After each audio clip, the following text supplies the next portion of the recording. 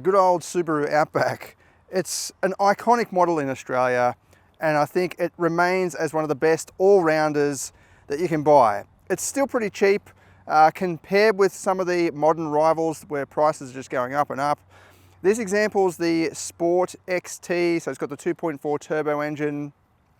Prices start from around $57,490 or something like that, which, yeah, it's getting up there compared with previous Outback models, but I think it still stacks up quite well against some of the more modern rivals. The Outback pioneered this kind of off-road style wagon. It's still quite long. They're just around 4.8 meters long, but it's a little bit narrow. So it's not as big as like a Prado or something like that in terms of the width, but it still has awesome family carrying capability. We'll check out the interior in a minute.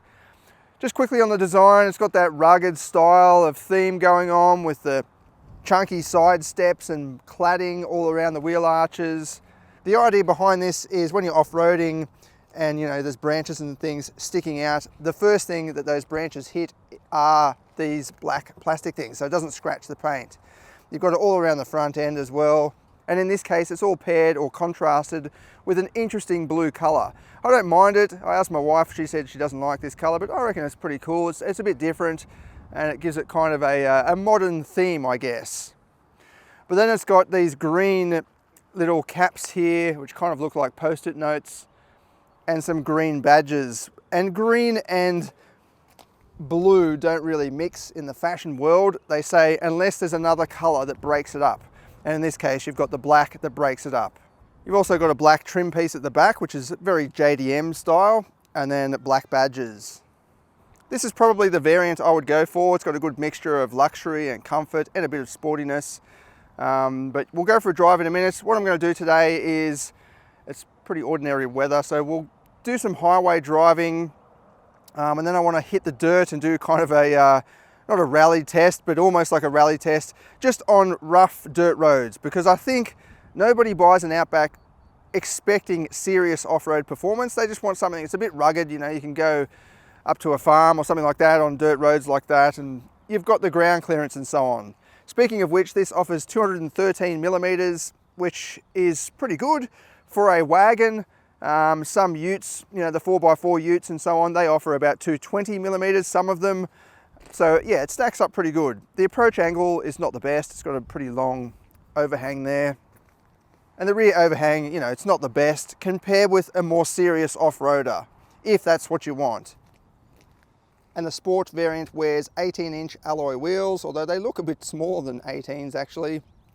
And I think that's because it wears 225/60 tyres. So the tyre sidewall there is quite tall, which I think is a benefit for a vehicle like this, because you can go on rough dirt roads or corrugated dirt roads for mile after mile, and some of that sidewall, or a lot of that sidewall, absorbs the impact of finer bumps. So yeah, you can drive on dirt roads for a long time before you start getting tired, and it doesn't rattle around the cabin.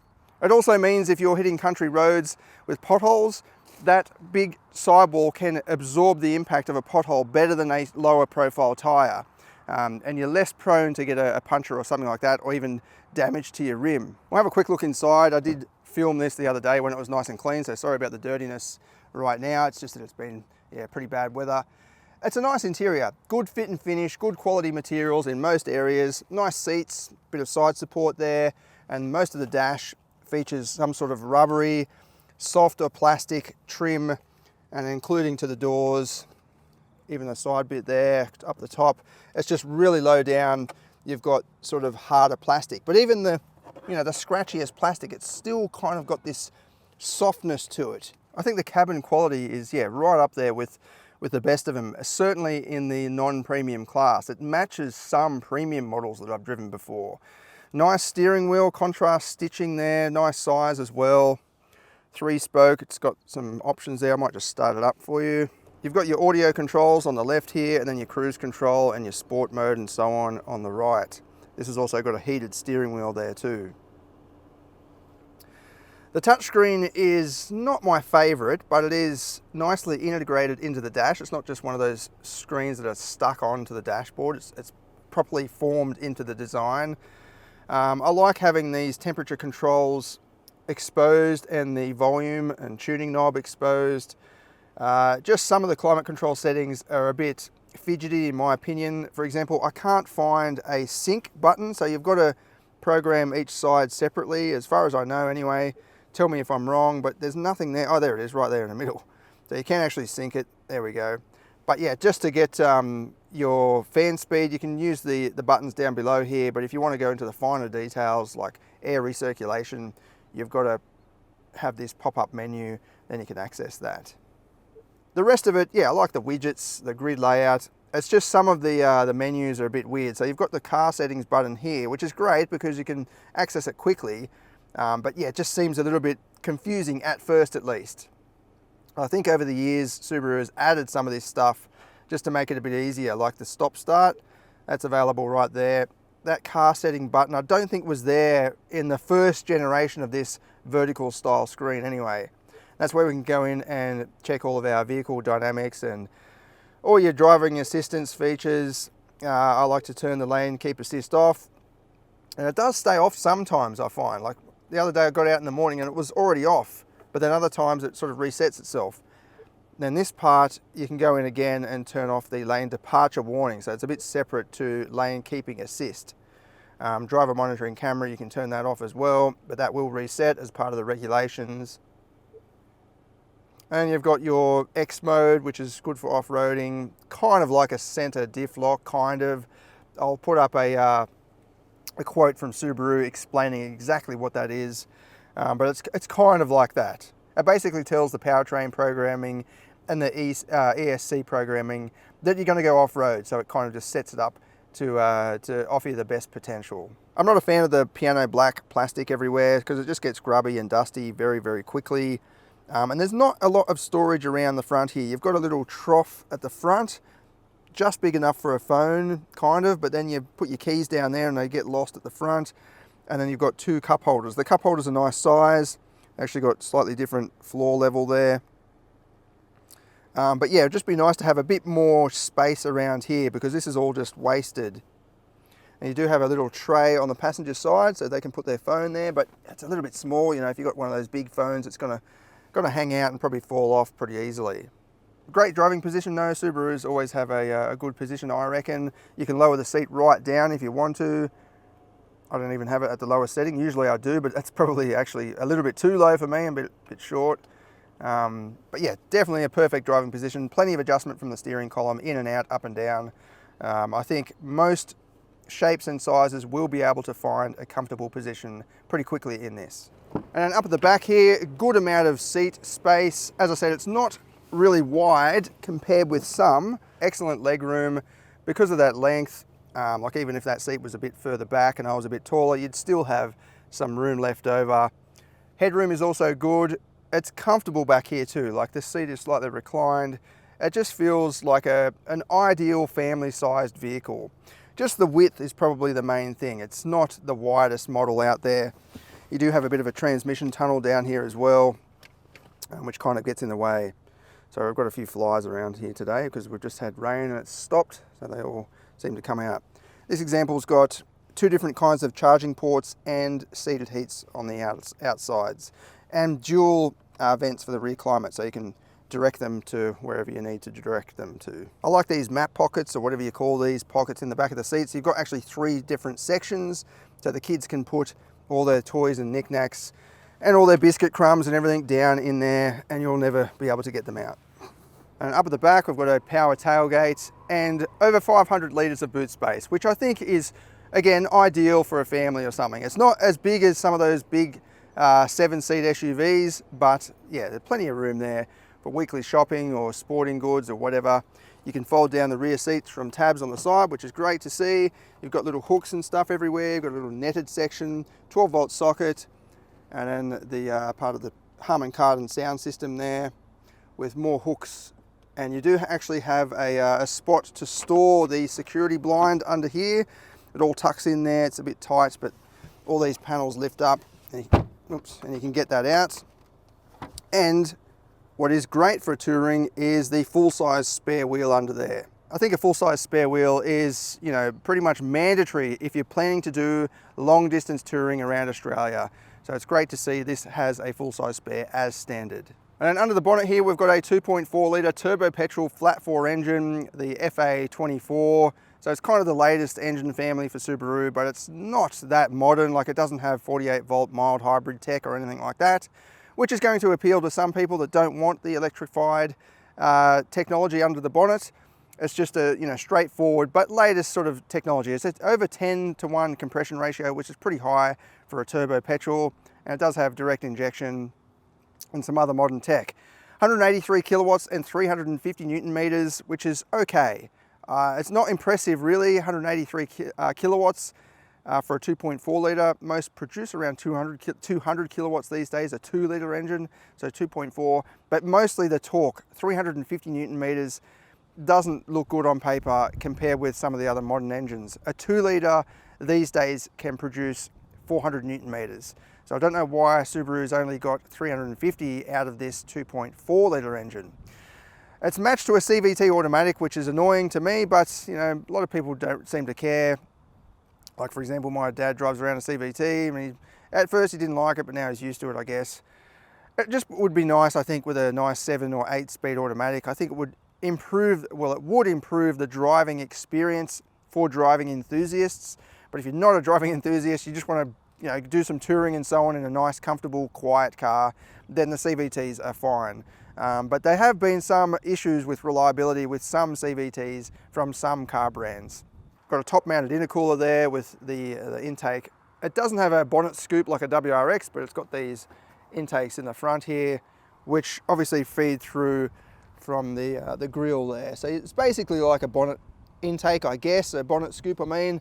It just has to run across or run underneath the bonnet there, which might be a bit warmer than just scooping it straight from the top like a WRX.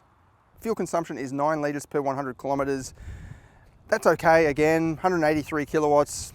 Yeah, it's not anything impressive, but it's just okay. On the road, that figure is bumped up a little bit. We'll go for a drive and I'll show you what the trip computer says. I've been driving around on the highway so far. I haven't done performance testing at this stage. In fact, we took the kids down the coast just the other day, a bit of a long drive on the highway, and yeah, the fuel consumption is not that great. So we'll hit the road now, and then we'll hit the dirt, and I'll do the performance testing later on. Out on the highway, it cruises really nicely. It actually reminds me of the old or the later model Ford Falcons, just the way it sort of trains along and cruises at low RPM, like 1500 RPM at 110 kilometers an hour. That CVT, you can hear it working in the background. It's finding the right ratio and putting it into like a very tall overdrive when you're driving at this speed, and that's kind of what makes it feel like a train, I guess. And you'd think that with that, the fuel economy would be awesome, but yeah, look at that, 10.6 litres per 100 kilometres. I just don't think that's good enough. And I understand this has got full-time four-wheel drive. It's not set up for absolute performance and efficiency and all of that. I just think 10.6 is a little bit too high for a vehicle of this kind of caliber and for the power outputs. Like, this engine is not working hard, as we've sort of seen, 350 Newton meters. I don't think this engine's stressed at all. So why have such a high fuel consumption in the real world? The rest of the vehicle though, it's a pleasure to drive. It really is. It just cruises along. You've got great visibility. Subarus are always good for visibility. Like, you've got a little quarter window there so you can see in between the pillar and the mirror, and just a nice slightly perched up position, but the way the body and the bonnet sort of falls down and the dashboard falls down, you've just got this nice clear view. And although it's not, a super narrow car, it is kind of narrow compared with some large SUVs. It's easy to park and easy to manage. The length isn't really a problem either, even though it is, over 4.8 meters long. It somehow just seems very easy to manage in car parks and so on. I've got most of the vehicle driving assistance systems off, lane keep assist, sorry, driver monitoring cameras off. The good thing about the Subaru though is you don't have to turn all of that off like you do in some vehicles. Like, even the driver monitoring system, if you look away for a minute, it'll come up with a message saying pay attention, but it doesn't overwhelm you with bings and bongs and chimes and all that sort of stuff. It just sort of reminds you, hey, you're not looking at the road.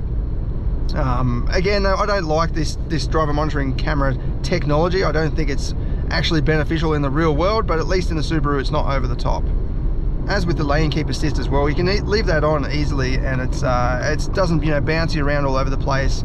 It's a very well tuned system, unlike some of the modern rivals out there today.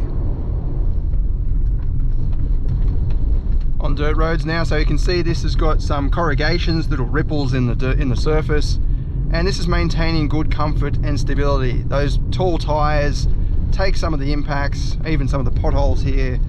It's remaining nice and stable. I've still got steering control.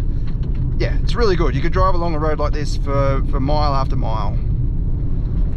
So at first the suspension does seem a little bit soft, but over these bigger bumps, it's actually taking the impacts quite nicely. I think the big tires contribute a little bit there to a sort of softer feeling, a mushy feeling in the steering. But it's good to see that the suspension does actually tighten up as the compression happens. We'll see how we go around this little corner. I'll try and throw it in a little bit. Yeah, stability control stays on even though I've got it turned off. Yeah, there's no more settings I can go into there. And it remains on a little bit, which is a little bit disappointing.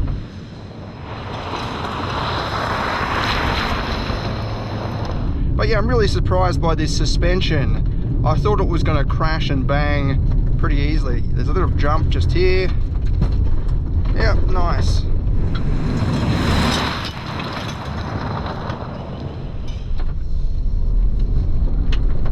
So it feels like there's good traction, and the traction control is turned off.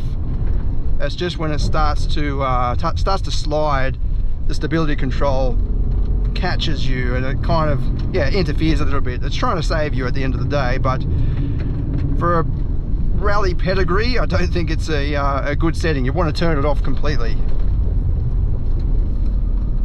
Let's see how we go over the jump.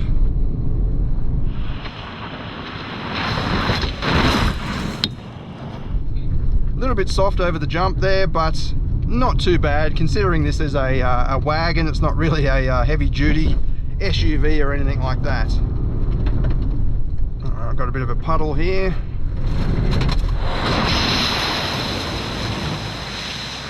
It's doing really well, I think. It's soaking up the bumps. There's plenty of traction. It doesn't feel like I'm going to lose control or lose stability or anything like that. Yeah, it's a good rugged wagon. Just slow down a bit for these rocks. Not scrubbing out anywhere, no.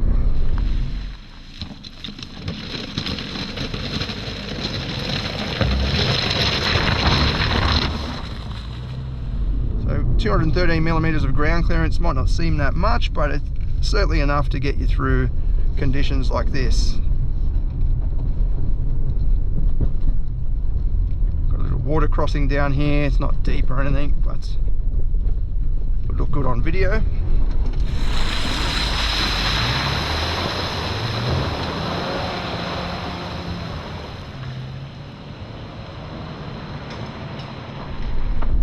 Flat to the floor, and yeah, it's the stability control cut in then, but it's still providing me with progression, so that's the main thing, I guess. It's just a shame I can't really throw it around for you. There we go. Started to cut in a little bit, the stability control there. But yeah, lots of fun and capable as well. I might actually try out the X mode. So we'll go back to, where was it? X mode normal. I'll put it in snow and mud and just see what that's like.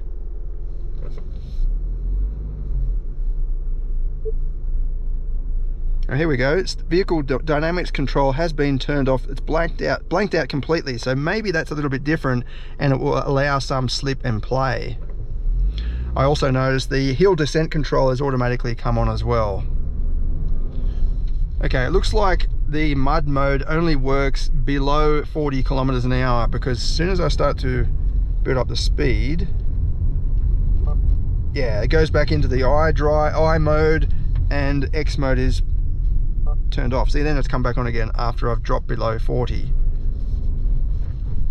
What about the snow and dirt mode? Let's try that.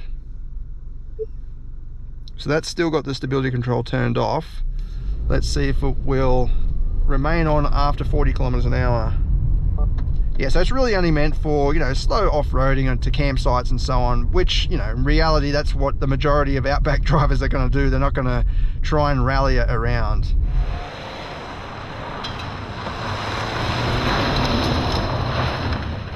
Overall though, yeah, this remains as a superb all-rounder. You can have a bit of fun in the bush, you can carry the kids' gear, you can do the shopping, you don't have to worry about ground clearance going up steep driveways or gutters or whatever.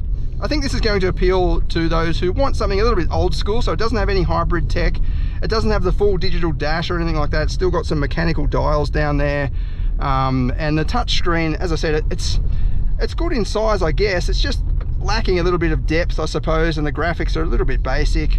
But yeah, it's going to appeal to those who want sort of that old school charm. I think the practicality is where this really shines though. The boot space, the rear seat space, it just makes it perfect for families, and the build quality is awesome.